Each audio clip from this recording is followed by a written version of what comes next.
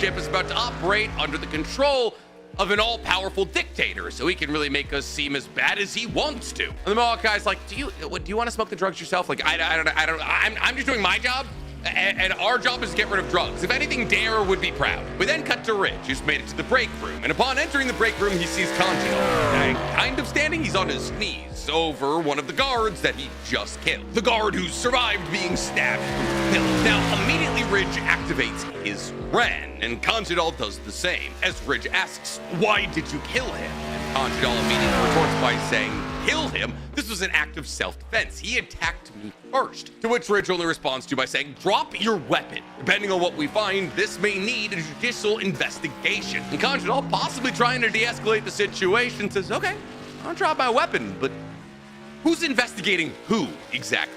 And thus it seems like Ridge and Congeal, even though Congeal's not supposed to touch anybody from the Hunters Association, are about to square off. We then cut to 2 members of Benjamin's private army standing outside of room 1009. Now, for those who don't remember, in the last chapter, Prince Benjamin told his guards to go to room 1009 because he deduced that Halkenberg must have some kind of soul-swapping ability. And therefore, Benjamin believes that anybody who is associated with Halkenberg would not only be knowledgeable of how his Nen technique works, but would also be criminally liable for him switching with somebody else. Basically, the skinny of all of it is that Prince Benjamin is trying to round up anybody who was ever associated with Prince Halkenberg. Now, Chamothy, who's one of the guys outside of the door, says nobody is responding. He then says if somebody is inside, and the other guy outside of the door, whose name is Yushoshi, says they would be committing treason against the kingdom. Now, we then hop into Yushoshi's mind, who goes into a long diatribe about how exactly his Nen technique works. Now, for those who don't remember, Yushoshi was the person responsible for assassinating Sali Sali. See, essentially, his Nen technique works by summoning a needle ball, an insect-sized orb with 4 wings and a stinger. So long as Yushoshi stays within 20 meters of his target, the stinger ball stays on his target. And after a certain incubation period, which is shorter on non-Nen users than it is on regular Nen users, the stinger ball will kill his target. Now, the stinger ball is also an incredible way for Yushoshi to suss out where Nen users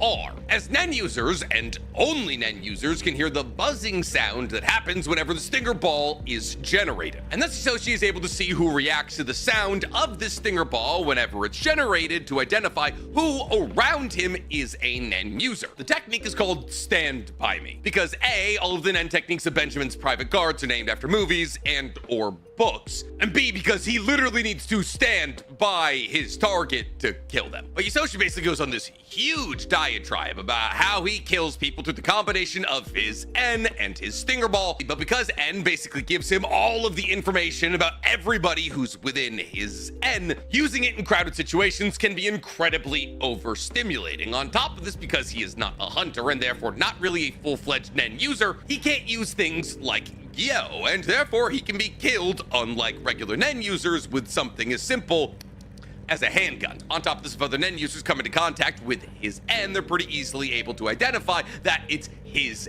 N. And that's not only does he highlight the fact that he's using N, but he also highlights the fact that he himself is a Nen user. And since Kurapika is now turning all of the private guards who weren't Nen users into Nen users, in not so short terms, his ability has now essentially become useless. Because while moving forward, if Prince Benjamin, through the medium of special martial law, was able to get a prince in isolation such that Yushoshi was able to use his stinger ball and his N on that prince and that prince alone, there'd really be no point to doing that on account of the fact that they could just kill the prince. Now, why is any of that important?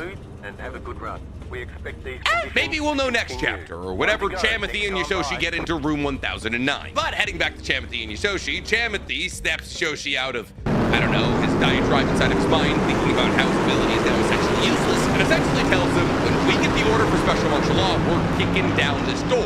Are you ready? And Yushoshi's basically like, yeah, I'm ready. At which point Chamothy starts to use his Nen ability on Yushoshi, a Nen ability known as the Flies, which is both a book and a movie. I do not know if Stand By Me is a book. It probably is. Anyways, we then get another long explanation on how a Nen technique works, as we learn that Chamothy, through the Lord of Flies Nen technique, is able to make somebody invulnerable, which is crazy until you hear all the drawbacks. See, if Chamothy, while activating Lord of Flies, comes into contact with somebody for a minute, after he lets them go, that person will be invulnerable for a minute. That is to say, completely unkillable. However, after the duration of their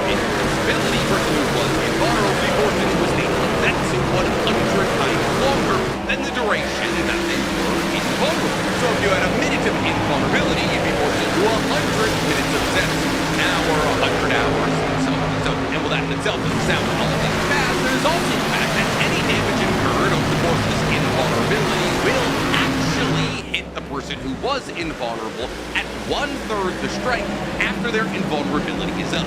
So let's say if hypothetically the person who was invulnerable got hit with a punch with the power of 9. After their invulnerability was up, their own aura would hit them with a punch with the power of 3. Now the best way to conceptualize this essentially is that if Hitoshi dies 3 times over the course of its invulnerability, once the invulnerability is up, he's dead. However, some of you are asking the question, why didn't we try to use this ability earlier when Prince Benjamin was actively feuding with Altenberg? Togashi did a very classic Togashi thing and said, oh yeah, well it is kind of total invulnerability. This technique can't block collaborative attacks made by multiple Nen users simultaneously, aka Altenberg's soul swapping era. There is specifically a caveat thrown to the end of this ability to make sure that people can't call Togashi out for forgetting his own plot. Now Yoshi identifies using his researchers one person inside of knowledge, and therefore, because like there's so much damage in this upcoming battle that it's going to kill him 3 times over, that his invincibility is really only just going to help him win the fight, and then he'll die via his afterwards. Now we then cut to room 1014. Shimano, Phil, Queen Oito, and Kurapika are talking, and Shimano's basically telling Queen Oito and Kurapika that when both of them fainted at the same time, which was like dozens of chapters ago, she went to go change Prince Wobble's diapers and realized either this baby has been swapped or they're doing gender reassignment surgeries on babies on the Black Whale. What is this, Fox News' representation of California? But Shimano, upon realizing that a baby had been swapped, was like, whatever, it's still my job to keep this baby and Queen Oito alive. And it's at that moment that she came to the realization that her real concern is what's going to happen with the real Prince Wobble. Shimano began to wonder what exactly is going to happen to that Prince Wobble after the session contest actually comes to an end. However, Kurapika admits that even he doesn't know what's going to happen to Prince Wobble. Kurapika then basically goes on to say that we have a couple of things to be worried about. See, the condition to be affected by Beyond Netero's curse is that the prince must be eligible to enter the secession contest. Well, then Prince Wobble is in the clear. However, the only condition to be affected by the curse is that the prince had to undergo the seed burn ritual. Well, then Prince Wobble could still be killed with this curse.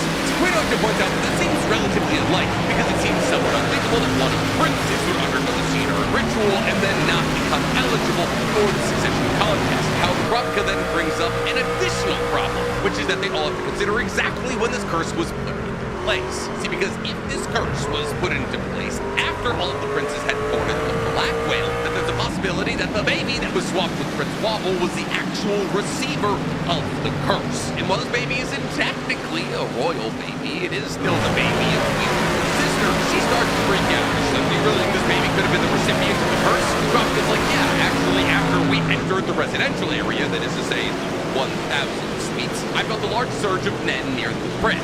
However, I was looking away from the surge and it only lasted for a minute, so I wasn't able to identify what it was. And therefore that Nen activation could have either belonged to the first prince's guards or to the unknown assassin. And therefore, if we truly want to figure out exactly how Beyond Netero's curse works, we have to go to the source. We have to get that information from Beyond Netero.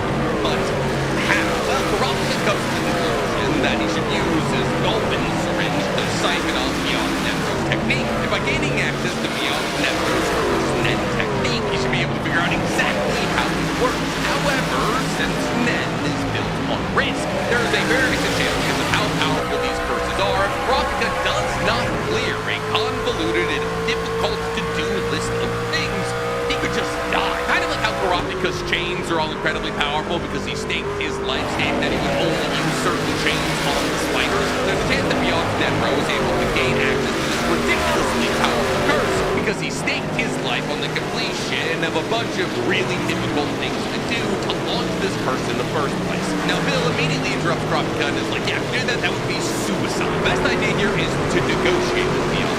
Beyond doesn't want to be let out of prison, and the Kakian Empire wants to keep him somewhere where it's very easily observable. Kurapika also comes to the conclusion that he doubts that Beyond will admit being the culprit behind the curse at all. Bill's like, well, there's probably one way we can coax the information out of him, and that one way is apparently having the Hunter Association pardon Beyond. See, the Hunter Association is an international organization that is allowed to operate basically anywhere in now the V6 countries. And so if the Hunter Association, whose final directive given to them by Isaac Netero was the Glam's